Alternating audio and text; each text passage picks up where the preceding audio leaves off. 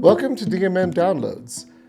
We are podcasting another conversation about DMM between Jeff Crabtree and me, Rudy Rivera. Jeff and I are teamed together in Northern Colorado in a ministry we call DMM NOCO. DMM NOCO is unleashing disciple-making movements in Northern Colorado, and we thought it a good idea to start a podcast as a way to bring awareness and resourcing to ordinary people who are passionate about making multiplying disciple makers in our natural networks. Thanks for joining us in this journey. We hope you get a DMM download from this conversation. Okay, we're back with the next episode. I think it's gonna be episode 7 since the last one was a two-parter. But we're back here again. Jeff and I are recording. Rudy. Yeah, and this question, I know we're always asking Jeff the question, but in this case, it's really focused at Jeff. But maybe it'll bounce back to me. And the question for this download is, what has changed in you since movement found you? So we're here talking about disciple-making movements. We're talking about Northern Colorado. We're talking about many years now for Jeff. Jeff's been, as we like to say, close to the flame or close to the fire of movement for years and years now. And that's the question, Jeff. What has changed in you? Well, first of all, Rudy, it's really good to be with you. We were talking earlier, how long you get Jeff and Rudy in a room and talk about disciple-making movements, how long could they talk? Yeah, too long, maybe. maybe. long time. Yeah. It's because it's our life. It's what we're passionate about. And I don't want it to focus all be about me. We'll bounce it back to you. But Sure. Good question, trying to do some introspection and some evaluation can prove what you don't evaluate. But how movement has changed, it's so drastic, if you will, from where I was 7.5 years ago. It's kind of hard to think of all the things. But I would say first and foremost, Rudy, I'd have to say it's the very heart and essence of who I am. Huh. You've heard the story, and it's probably in some other episodes that we do, that 4 or 5 years ago, I came to the realization that I didn't have God's heart for the lost. I'd been in the attractional legacy church as we know it world for 40 years, and I don't throw that under the bus. Mm-hmm. But as I got exposed to disciple-making movements and got further in and heard about what God was doing around the world in regard to lostness, I had to come face to face with the reality that I was sincere, and I believe I was called, and I had led lots of ministry, and I hope by the grace of God there was good fruit to some degree there. But I didn't have God's passion and heartbeat for lost people. And we're getting ready to get Christmas pretty soon. Well, for God so loved the world, he sent his son. Why? Was because there was a lost, broken world.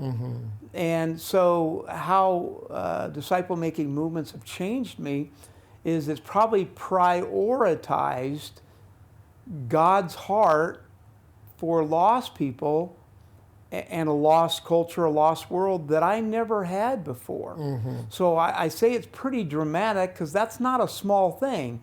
It's the very essence of who I am, why I'm here, my purpose on planet Earth, even what hill I'm going to die on, if I could put it that way, is a beating passion inside of me to find strategic ways to eradicate, or at least diminish, the world of darkness.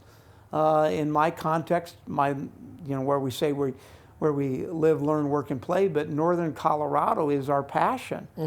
So I would say that's where I would probably start. And out of that change of heart, there has to be a change of mindset. Yeah.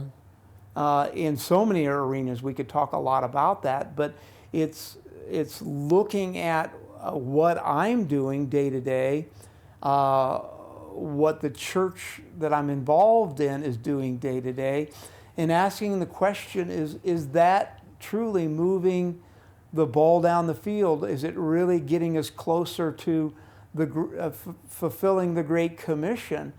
And and so that's changed me in the way that I think, in the way that I look, the way I evaluate. And maybe another one right here, and I'll pass it over to you maybe, is that I have to probably say I'm a little more of a critical thinker. And so when you say critical, it could be either actually critical in a fleshly human way, which would not be good, or maybe a critical thinker, maybe an appraiser, is again evaluating time, money, resources. Is what we're doing really making a significant difference in seeing the kingdom of God come to earth and display itself in a holy, significant way to a lost world that goes, instead of, you're Christians, you're a church, I don't have anything to do with you, is the person of Jesus, the call of Jesus, the aroma of Jesus, so fresh and so vibrant and so lifelike, they go, I want to know a little more about that. So those are what I would say, maybe predominantly my heart, my focus, my mindset, my agenda, how I steward my time and my money and all resources for the fulfillment of the Great Commission. Yeah, wow. Yeah, I mean, so I've known you for going on 7 years, and pretty much since you've been in movement. I didn't know that. So clearly I can't really speak to the Jeff that wasn't in movement, really, right? But he was a good guy. Yeah, a really great guy. Really sincere, maybe not as effective as I could be, but sincere. Okay, fair enough. But I can tell you, in the time I've known you, what has changed. Well, like I said, I didn't know you previously, but the time I've known you, I would say it sounds like everything's changed, because Good point. I've known you, and I've known just how much you have changed. Like we talk all the time, and you're telling me, boy, I mean, your mindset, your actions, your spending, your time, your job choices, the way you treat people, the way you listen, the way you just so. For those of you that know Jeff and maybe knew Jeff a while back, maybe you guys can speak, comment or something, or tell us how has Jeff changed. But I can tell you as your friend, bro, I probably a lot, probably everything in some ways, right? And I don't know. Yeah, thank you. I'm humbled by that. Here's a good point: is not only what do I think about how I've changed, but like you said, how does the world around me that I interface with, my wife, my kids, staff, neighbors, waitresses, waiters, how have they seen me change? And it makes me think a little bit, and maybe not the best description, but maybe an appropriate one is, when I first met my wife, you have those early feelings of love and attraction and fellowship, and then you get engaged or you get married. Well, we've been married 41 years now, so how has marriage changed me? Well, it keeps changing me. Yeah. Because I've been married longer. I know this person better. She knows me better. We've had what do we add into our marriage? What do we subtract in our marriage? So I assume that however movement has changed me, it will continue to change me because I keep learning more. I keep having more encounters with the Lord and what He wants me to do, and more encounters with lost people and church people, and what is moving the needle in regard to lostness around where I live. So maybe again, this is a stop on a long journey, is how has it changed me 6 months from now, 9 months, a year, 18 months, it probably is going to be different, but it was the foundation of having a heart change. Yeah. And from that, having a mindset change, and then the practical reality of change. So maybe it's all going to be different, but maybe the foundation is still the same. Yeah, wow. What about you? What do you think? Oh, man. You got me thinking. Yeah, I got you thinking. You know yourself pretty well. What are some key things that you think disciple-making movements done to change you? Yeah, so as you were sharing, I'm kind of reflecting on my own life and thinking. So thanks for that download. That's helpful. For me, I would say kind of three things came to mind. I agree with the heart. So the heart of God growing inside of me. And I had a friend, again, just this last weekend say, he doesn't have the heart of God. Nobody does. And I was like, well, yeah, I can kind of attest to that. You know, I'm on my journey and always trying to learn and grow. But I would say more of the heart of God in me, specifically shaping what I do, how I do. Oh, good. And so I would say the outpouring of that has been more patience, one, and more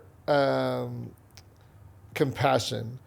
Okay. So I think former me and still me, maybe just sometimes, is I tend to be very impatient with things getting done, specifically people. We're in the people business. Yeah, we're in the people work, right? And so people don't change fast enough, myself included, one.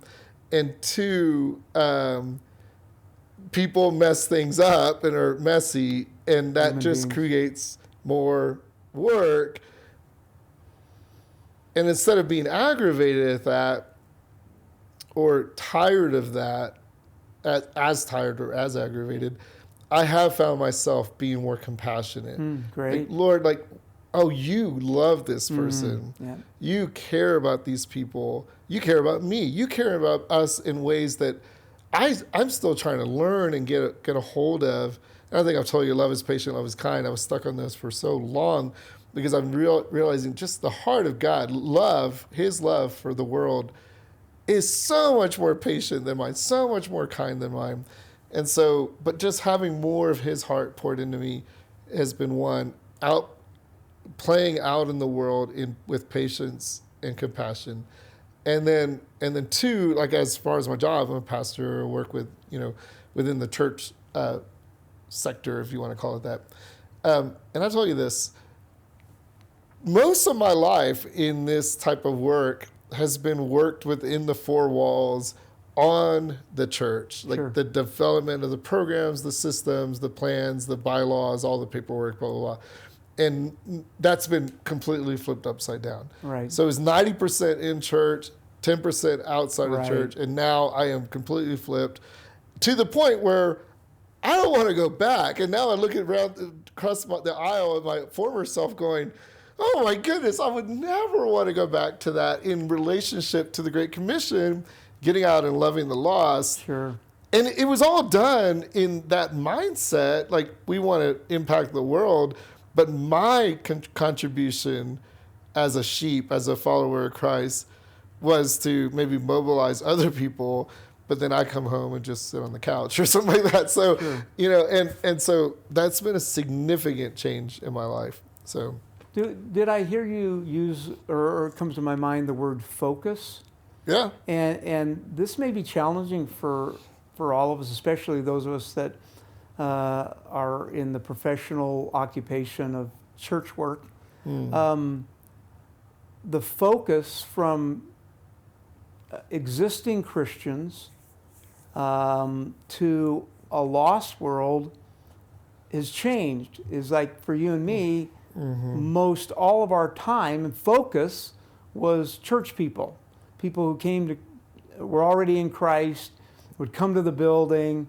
So we're always looking, and there's a part for that. We're not saying that that's bad or wrong or you throw it under the bus, but like you said, 95% of all of our time, energy, effort was to care for or shepherd or keep church people, where what Disciple Making Movement's done for me, and I think I heard you say too, is that our focus has shifted. A lot of our time now is how do we step into lostness? How do we engage lost people? How do we gospel, a new gospel among hurting, broken, lost people who don't come to the church, won't come to the church, don't want to come to the church? So could that be true, is that our focus has changed? Yeah, that's a good way to say it. And I would say even the focus inside the walls have changed for me. Good, yeah. For the churched for the Interesting. found, as I've been saying, it's really more about mobilizing the found, catalyzing the found towards movement or good. towards the Great Commission, rather than what maybe we might say spiritual formation, just spiritual Right. formation, which I've come to believe doesn't exist without the Great Commission, but that's a different episode. Right. But yeah, so yes, focused away from more of the church work, but within the church work, I would that's say good. also focused towards mobilizing and catalyzing. So Yeah, I think that's really good, Rudy. And I was talking with some staff today. We were talking about the difference between what's classically discipleship yeah, and disciple making. I know that's another session. yep, But the point being is we usually think of discipleship as spiritual growth, spiritual maturity, spiritual formation, but it leaves off, in most settings, a real clear focus on being a disciple maker among lost people, and that needs to be integrated and cultivated together. that's a great place to end this conversation today, this download. But maybe we pick that up in another future Sure. download as we kind of are using that language, disciple makers here, discipleship. I had that conversation last weekend. I think many people could probably benefit from that, hearing Agreed. more of a download on that. So thanks, Jeff, Thanks, for Rudy. today. Yeah, we'll catch you next time, guys. Thanks for listening. Thanks, Jeff, for that engaging download. In DMM, we like to say that disciples are learners. I know I'm learning a lot from my conversations with you, Jeff. From all of us in DMM NOCO, we hope you got a DMM download from the conversation today. Don't forget to leave this podcast a review wherever you are listening online. If you found this conversation helpful, please head over to our site, dmmnoco.com, where you can find more content for your DMM journey, including a Self-Paced Habits of a Multiplying Disciple course. The course is designed to give you practical next steps to becoming a DMM practitioner and multiplying disciple maker. You can take that course for free at dmmnoco.com. We will be back next week with another engaging DMM download episode. Until then, may you hear from God through His Spirit and take simple steps of obedience in what you hear.